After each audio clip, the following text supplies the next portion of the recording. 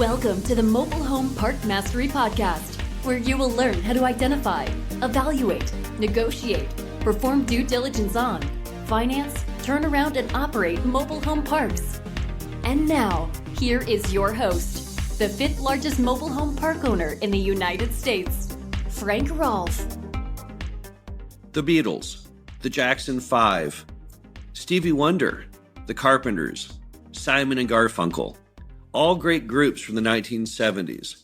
But unfortunately, the 1970s weren't as good for the mobile home and mobile home park industries. This is Frank Rolfe of the Mobile Home Park Mastery Podcast. We're in the third and final of our three-part installment on mobile home trivia. And now we're talking about the 1970s all the way to current. We're talking all about how the industry went from glamour in the 50s and 60s to affordable housing in the 70s and beyond. Now, let's talk for a moment about one big shift the industry underwent in the 70s, and that was the advent of HUD taking over manufacturing. We all watch those tiny home programs on TV, and we're always amazed, at least I am, at how nice a product those people can build. Really interesting stuff. Just some wood and a hammer and some nails, and they can create some housing that's very attractive, very small in footprint, and that you can often look at the program and say, you know, I could even envision living in that myself. But what happens when the federal government takes over the industry and says, no, now you guys have to do it our way, our engineering, our specs? Well, that's what happened to the industry in 1976. Prior to 76, there were hundreds of mobile home manufacturers in the U.S., often hobbyists who were building one or two mobile homes per year in their garage or some exterior building. In fact, Popular Mechanics magazine frequently had articles, tips on building these new mobile home things, which many people were finding as a very lucrative hobby and a way of doing self-expression coupled with paying the bills. But by 1976, HUD ended all that and said, no, from now on, we call the shots, we control the factories, we control the designs. And then the industry started more on a path of affordable housing, because that's kind of the direction that HUD set it in, but maybe it's also kind of the direction that it needed to go. Now, those older homes prior to HUD's involvement were very, very heavy. If you look at the weight of the 1970s home prior to 76 versus after 76, you'll see that the early 70s homes all weighed significantly more than the newer ones. So what you had happening was the government was trying to help to make these things more efficient and less expensive. And that, of course, translated down to the product itself becoming more of an affordable housing product than it had ever been before. Now, you can often guess on mobile homes the size and the age of the mobile home based on the length and the roof line. The length is simple. 36 feet is a one-bedroom, 46 feet is a two-bedroom or more, and a 56-foot is typically a three-bedroom. On the roof line, you had the old flat roof homes, which was from the 60s and the 70s, early 70s. And then by the late 70s and into the 80s, we segue into the round roof home. And then by the late 80s into the 90s, the pitched roof home, which is what you're used to seeing today on those lots. But there weren't a whole lot of other variations. The industry lost a lot of its creativity post-76 when HUD took it over. So all the interesting designs that you see in many mobile home parks of all the different variety, the two-story mobile homes and all the different things, those all ended pretty much with the advent of HUD. So when HUD came on the scene, kind of things changed more to just a standard, which really was obviously more based on affordable housing. Now, the price per square foot of mobile homes has always been very, very low, but it's just gotten lower over time based on other relative housing costs. As we talked about in an earlier program, there was a home back in the 1940s that actually cost only 50% of a new stick-built home. So that's very expensive. Today, the price per square foot of a mobile home is about $34 per square foot. It's way over $100 per square foot for a stick-built home, and that doesn't even include the value of the lot. So clearly, the industry from a financial perspective started to segue in the 70s more into affordable housing with the goal of being less expensive than the other housing out there. Now, we talked in last week's program about Elvis living in mobile home parks, and we talked about Lucy and Ricky living in a mobile home park. But today, there are still celebrities who live in mobile homes and in mobile home parks. Probably the best known of these is Pam Anderson off Baywatch, who lived for years in a double wide in Malibu. There's two mobile home parks in Malibu, Point Dume and Paradise Cove, one of which burned in the fires here this past year. But Nevertheless, Pam Anderson, not at the peak of her career, but later on, after she was divorced from Tommy Lee, lived in the mobile home park in Malibu. But also, even today, Kid Rock, unbelievably, Kid Rock lives in a double wide right now in Michigan. He got divorced and he ended up in this double wide. It's not really a very fancy double wide. If you look it up online, it's a regular double wide that's just kind of sheathed in this old barn lumber. He seems to be very happy there. He has nothing but good things to say about it. But nevertheless, the folks who are living in the mobile homes and the mobile home parks today are not maybe your A-level stars as it was back in the 50s and 60s with Elvis and Lucy and Ricky. Now, there are other people who grew up in mobile homes during the 1970s and the 80s. Some of these you may know and some you may not. Everyone knows that Eminem did because we all saw the movie 8 Mile. Now, I will tell you that the mobile home park shown in 8 Mile is a complete fantasy. I found the actual mobile home park Eminem lived in. I Google researched it, and then I went and drove it when I was in Detroit. It's actually more of a retirement park. It resembles in no way the one shown in the movie. They obviously, to try and help his persona of being a tough, cutting-edge rapper, they changed it significantly. His neighbors in reality, back when he grew up, would have been more retired couples. But three other people you may not be aware of. Ryan Gosling grew up in a mobile home. Also, Hilary Swank, no one knows that, grew up in a mobile home. And then finally, Demi Moore grew up in a mobile home. So there were still people living in mobile homes in the 70s and the 80s who are still Hollywood royalty today, but still it didn't have quite the prestige that it did back in the 50s and the 60s. Also, let's talk for a moment about mobile home park production or mobile home production. You know, no one really knows the data prior to 1976 because until the government stepped in, no one really tracked it very much. But starting in 76, there was a fairly steady production of mobile homes in the 100 to 200,000 range. Now, there have been peaks and valleys, though, but none happened in the 70s or in more recent times. The peak number ever shipped, and these are the number of new units built and shipped, the peak number of all time, 372,843 were shipped in 1998. But the low point happened about 10 years later. 2009, only 49,789 units shipped. So that is quite a reduction.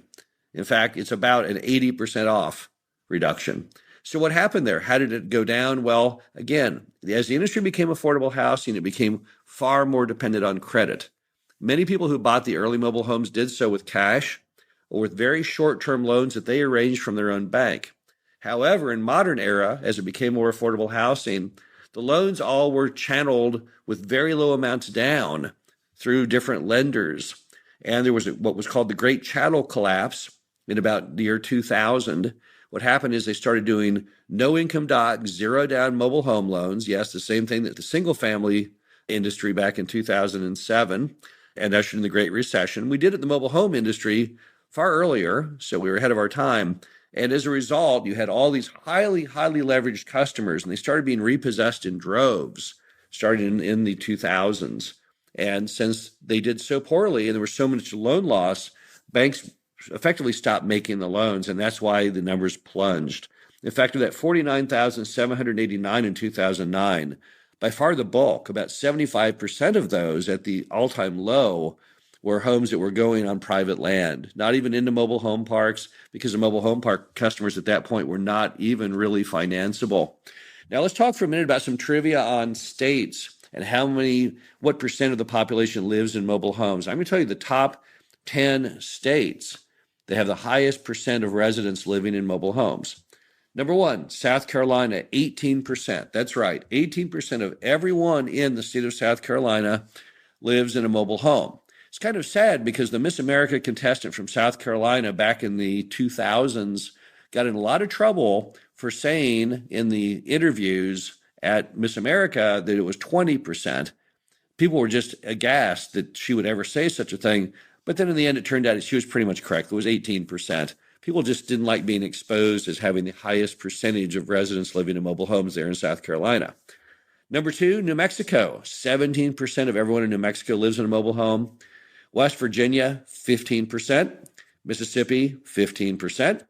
Alabama comes in at 14% of the population living in mobile homes, as does North Carolina at 14%, as does Louisiana at 14%. Then you have the 13% states. There's three of those: Arkansas, Wyoming, and Kentucky. Now, if you overlay this list of states with the highest number of people living in mobile homes, you will also find these are also the states that represent oftentimes lower incomes and other greater needs for such items as payday lending and auto loans and used car loans and such. So effectively, it again helps support the argument that mobile homes have today become more a version of affordable housing. Now, also remember that back in the glory days, back in the 50s and the 60s, there was only 2% of Americans living in mobile homes. But in these 10 states, you have roughly around 7 to almost 10 times that number. So what's happening there is you have, instead of this kind of elite group of highly educated people trying this new form of housing, which at that time was fairly expensive, now it's fallen down more to a mass market product for people who actually are not making perhaps as high an income. Now, the industry has also changed in other ways in the 70s and the 80s. Just the very look of the product itself has become much more Houstonian. If you look in the current homes, they're looking more glamorous than they did in times past. But by the 80s and even the 90s, a lot of the features from the 50s and 60s, all the architectural features were gone. No longer were they trying to build kitchens that were more upgraded with special countertops and things like that, and the bathrooms that often had a garden tub and a shower. Today, things are just more for general living, more relaxed, more casual, and definitely, again, more for an affordable housing product than more of a glamour product. So the actual product itself changed dramatically. And instead of having mobile home prototypes built by Frank Lloyd Wright and Raymond Loewy, today they're coming from designers. But, back in the 70s, there was an article on one of the great big manufacturers. Basically, what would happen is the president of the manufacturing plant himself would go out and simply pick the colors each year without any testing, any designer's involvement. He would just go out and pick out literally some colors that humored him, and that would become the lineup for that year. So really, the whole attitude just changed dramatically in the 1970s. Now, one thing that's interesting is that Clayton today produces about 48,000 homes per year out of 40 different factories. And in fact, they represent 47.7% of all mobile homes built in the U.S. So as the industry has changed, one big thing that's changed is the dominance of one manufacturer, namely Clayton.